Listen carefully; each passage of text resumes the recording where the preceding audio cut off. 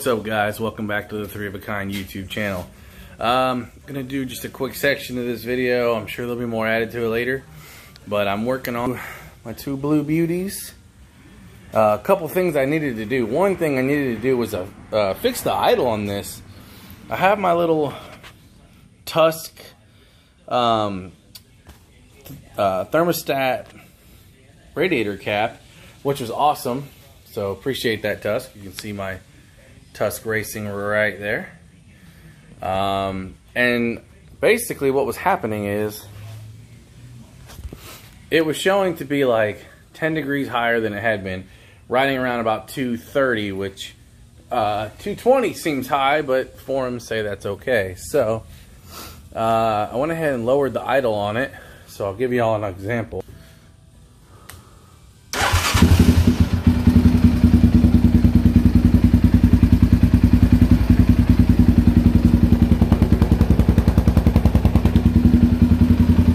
Now, the other thing I'm working is this friggin' Hyundai this terminal keeps being loose. So what I'm going to try to do is wedge something in there to tighten it down so that I don't get stranded like it keeps trying to do. Y'all see my engine hot air intake here? Definitely doesn't help at all, in case any of y'all are thinking about buying it. One thing I do suggest though is this intake riser. It makes a huge difference. And actually, what I really want to do is take this half-ass MagnaFlow exhaust I have off, because it's just the axle back. Everything else is custom up front, but it's custom dual to a single resonator, and I'm pretty sure I lost power with that, didn't gain anything, so that's definitely in a video to come. Another thing I did was take off that stupid parking brake. And I threw some washers on here and threw the bolts back in to make it look like it has some purpose, because this is kind of ugly. And I'm going to see if they make, and if y'all know, let me know in the comments, if they make a clutch assembly here that doesn't have this, that's just much prettier, kind of like a dirt bike, which is more my happy place. So if we look back under here now, you'll see this is where that parking brake used to run. Now there's nothing there, just my pretty caliper that still doesn't stop the bike.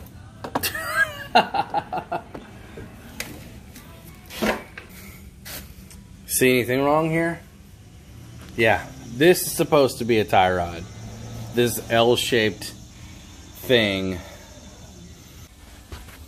This little guy will probably get the job done just fine.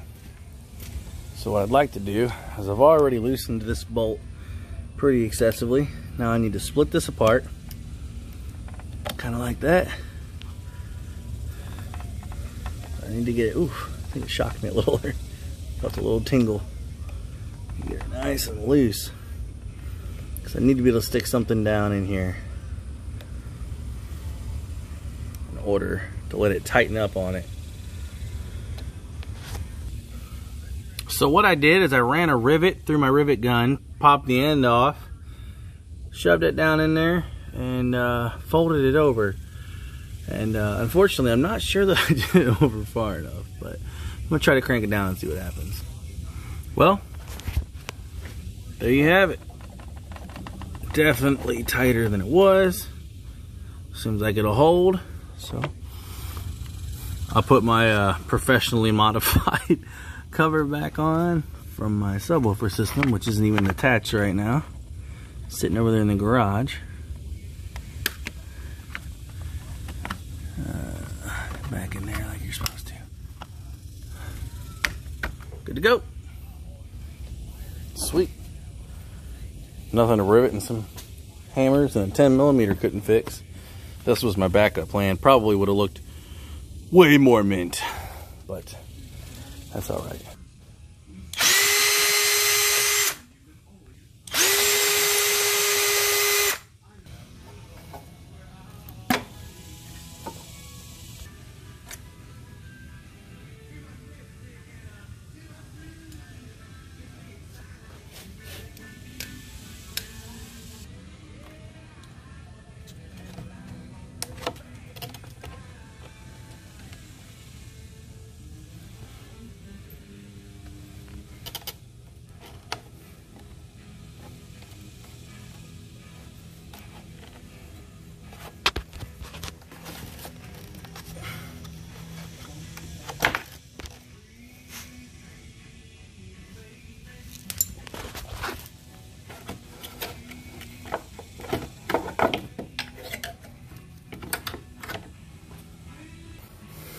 Well, guys, I would never have thought this master cylinder wasn't any good based on how hard it is to move this thing in and out. Let's see if I can, because all the fluid. Ugh.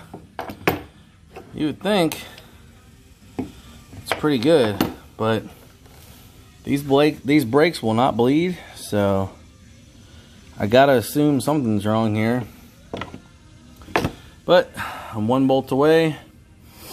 I'll have this off, and then we'll get to that front tie rod. Well, I can tell you this bad boy does not want to come off of there. Whew, might just have to get me a steel braided brake line and replace it all. I don't know. So I put it in upside down, hopefully giving me the opportunity to do this, but that doesn't work either. So back to the drawing board. I got it. The old dual wrench trick. Finally busted it loose. Now I'm definitely at least going to rebuild this if I don't replace it. Gonna have to get some new crush washers. Surprised how much fluid was in here.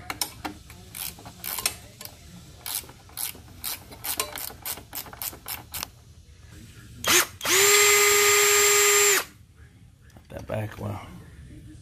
A little bit more. Alright, got that back apart. Whole piece comes out now. Put this bolt back with its buddy. Along with these, I'm gonna get these put up where I can see them as well.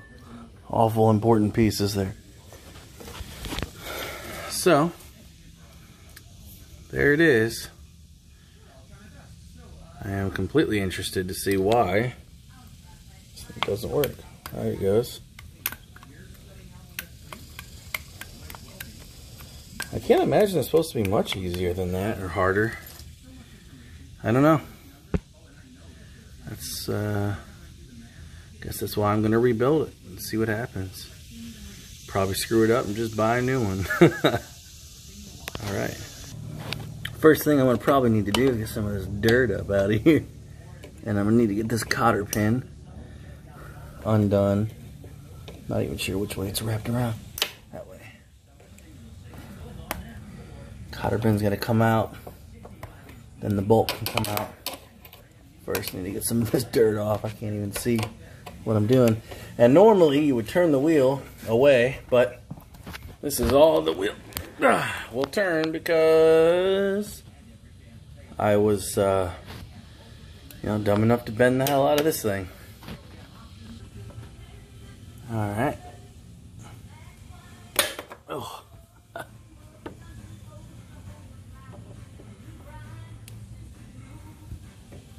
There it is. Boom. Put it with its little friend right there. Alright, so there's no longer cotter pins. Now it's just find the right socket and get it on up out of there. Giggity. Well, right socket or right ratchet. Whichever you can find first. She loose. Loosey goosey. Came off probably easier than I expected it to.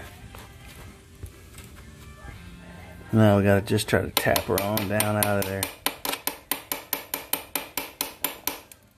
Uh-oh. Well, I started dropping parts. There it is. Oof.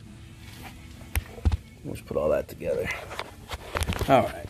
Let's get back to trying to get this here tie rod to come loose. With it being bent like that, you can kind of see it's real cockeyed, so who knows? Might actually have to get a hammer on the situation.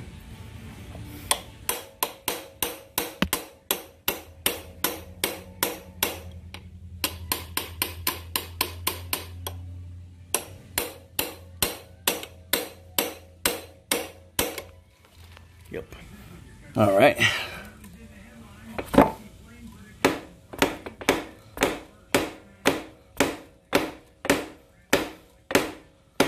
Kind of surprising, actually.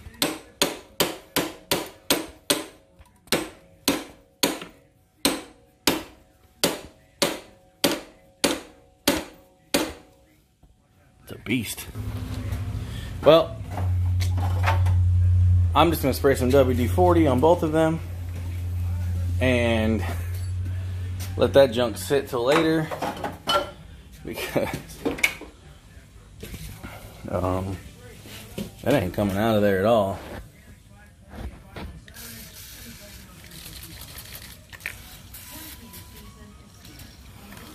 So rather than keep messing stuff up,